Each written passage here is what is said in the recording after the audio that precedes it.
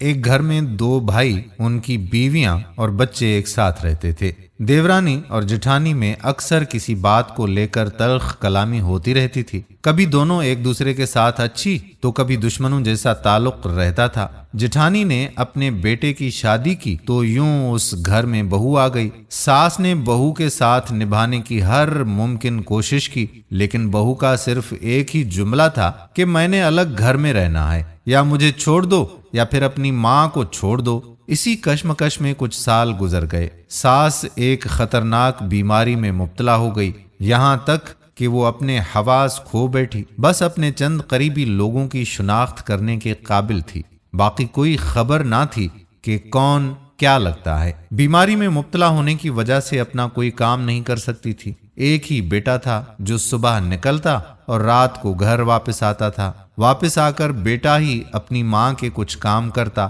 اپنی بیوی کی بہت منت کی مگر دل میں کوئی رحم نہ آیا۔ اسی دوران دیورانی کا سارا کردار بدل گیا۔ وہ سب کچھ بھول کر اب شاید ایک انسان کا کردار ادا کرنا چاہتی تھی۔ کون غلط تھا، کہاں کس کی غلطی تھی، اب اسے اس بات سے کوئی غرض نہیں تھی۔ جس کے دل میں خوف خدا ہو یا احساس زندہ ہو، وہ یہ نہیں سوچتے کہ ہمارا فرض ہے یا نہیں۔ وہ تو بحیثیت انسان صرف انسانیت کو مد نظر رکھ کر خدمت کرتے ہیں اور اپنی آخرت کے لیے وسائل اکٹھے کر لیتے ہیں۔ دیورانی نے اپنی جٹھانی کی ایسے خدمت کی جیسے بیٹی ماں کی کرتی ہے۔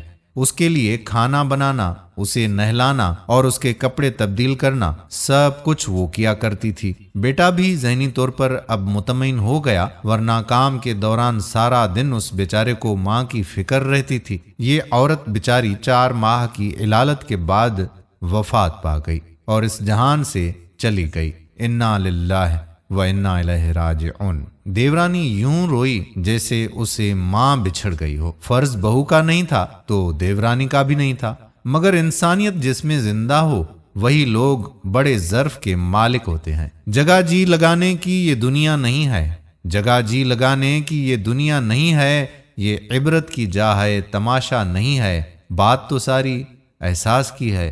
اگر احساس ہو تو انسان کی خدمت کرتا ہے، اور اگر احساس نہ ہو تو انسان ہی انسان کو جانوروں کی طرح روند لیتا ہے۔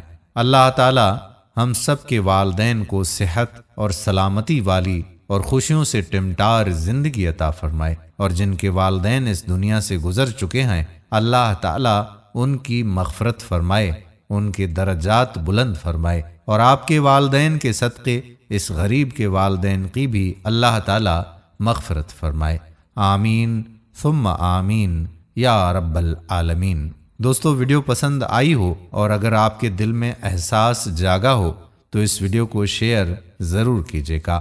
آنے والی ویڈیو تک آپ کا اپنا میزبان قادر بخش کلہوڑو آپ سے اجازت چاہتا ہے۔ اپنی خصوصی دعاؤں میں یاد رکھیے گا۔ اللہ حافظ۔